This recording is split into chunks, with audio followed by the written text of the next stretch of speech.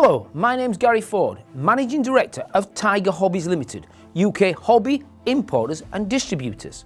And welcome to Series 5 of Tiger Hobbies D-Day to VJ Day, the British Army in Northwest Europe, late 1944 to March of 1945. In the last video, we talked about the tough battles in the Solomons and the Central Pacific, and the bravery of the United States Marine Corps and Allied forces as they faced fanatical Japanese forces. In this video series, we shall look at the British Army, which by 1944 was basically a citizens' force made up of conscripts. The British and Commonwealth forces had a tough time in the battles of Normandy, suffering more than 80,000 casualties, with further tough battles in the Netherlands at Arnhem and the Scheldt Estuary. The British had been at war for 5 years and had become very, very war-weary and on the point of bankruptcy, spending upwards of 50% of GDP on the war. But the war was not over, and another further 6 months of fighting in Europe and 10 months in the Far East. I'd like to split this video into a number of parts, maybe 10 minutes long, also bring into some social aspects of what it was like in Great Britain in the 1930s and its preparation for World War II. So, welcome to episode 1, Britain in the 1930s, and it could have all gone Pete Tong. Like many countries in the 1930s, the United Kingdom was suffering in the worldwide depression, but it was more divided than most countries. In the industrial areas of the north, let's say Derbyshire and Nottinghamshire and above, so places like Yorkshire, the North East, Lancashire, industrial Scotland, Wales and Northern Ireland, they were massively hit. The Midlands and the south, though, of England, in many cases, prospered with the growing automotive industry and light industries and the housing boom in the southern part of the United Kingdom, which led to the largest housing build ever, especially in the home counties. In the area where the Depression did hit, unemployment was horrendous, poverty in some cases the worst seen. In fact, while I'm talking, in the background is an old Pathé News film showing the levels of poverty in the United Kingdom, which was still one of the richest countries in the world with a massive empire. In 1936, about 200 men from Jarrow in the northeast marched to London over 26 days over poverty and unemployment. The marchers were supported along the way and had much sympathy. It also highlighted to the more prosperous areas of the UK the plight of the north, and in turn the men on the marches could see themselves a different Britain as they got closer to London. The marchers passed a petition to the government of the day, but the Prime Minister, Stanley Baldwin, ignored the petition, but not all politicians, and in some ways this and other incidents paved the way for the welfare state after World War II.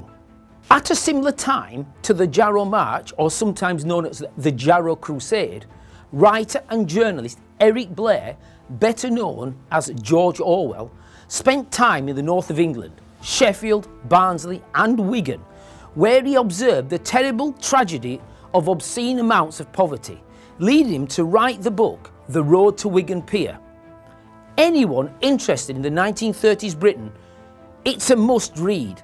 The book is a bit of a tough read and was never finally edited by Orwell, who left to fight the fascists in Spain in 1936 and the Spanish Civil War. Orwell was totally against all form of totalitarianism, both fascist and communist, leading to his most famous books, Animal Farm and 1984. There were concerns by the government of the day in Britain that there would be unrest, or in technical terms, it's all kicking off. But I will read a passage from The Road to Wigan Pier, as Orwell points out, some of the reasons it did not. I'm going to read a small passage from chapter 5 of George Orwell's Road to Wigan Pier that might give us an insight on why it didn't kick off in Britain at the height of the Depression in the 1930s. So let me just have a quick read. Of course, post-war development of cheap luxuries has been a very fortunate thing for our rulers. It is quite likely that fish and chips, art, silk stockings, tinned salmon, cut-price chocolate, 5 2-ounce bars for sixpence, the movies, the radio, strong tea and the football pools have between them staved off revolution. Therefore, we are sometimes told that the whole thing was an astute manoeuvre by the governing classes, a sort of bread and circus business to hold the unemployed down. But what I have seen of our governing classes does not convince me that they have had much intelligence. The thing has happened, but by an unconscious process, the quite natural interaction between the manufacturers' need for a market and the need for half-starved people for cheap luxuries.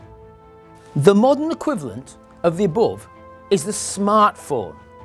No matter how poor folks are, no matter what their circumstances, they all have got one, and in some cases, expensive ones, possibly on the never. It's strange how things don't change with time. So, smartphones, the same as fish and chips. In 1933, a novel called Love on the Dole was written by Walter Greenwood about the lives of working class folks in Salford, Hanky Park, starring a very young Deborah Kerr in one of her first roles before becoming one of the UK's leading actresses in the 1950s, starring in such films as King and High, Heaven Knows Mr. Allison and From Here to Eternity. Starring as Sally Hardcastle, it follows the lives of working class families in terrible poverty at the height of the Depression. Like Orwell's Road to Wigan Pier, it shows cheap fish and chips, gambling, alcohol and folks being kept down, including, for the very first time on screen, British police using batons on working class folks protesting about their lives. Successful as a book and play, the British film censors absolutely refused to give this rights to film, thought it too realistic portrait of Britain at its worst. But in 1941, at the height of the Blitz, when we were all up against it, it was at last filmed.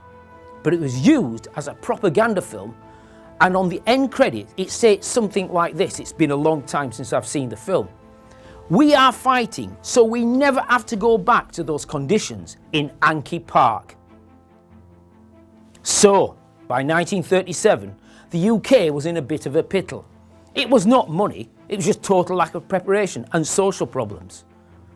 Remember, most of the infantry will come from working class lads, and if they're underfed, poorly educated, not very healthy, it's going to lead to trouble.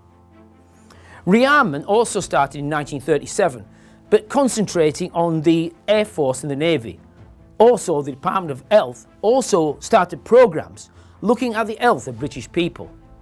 In September 1938, the Prime Minister, Neville Chamberlain, signed an agreement with Hitler, quoting, "Peace in our time. It would not last." Chamberlain did buy for the UK at least 1 year, close to 20 months if you take into account the phony war. And in this time, Britain would go into full war production. And the percentage of GDP spent on the war started to massively increase.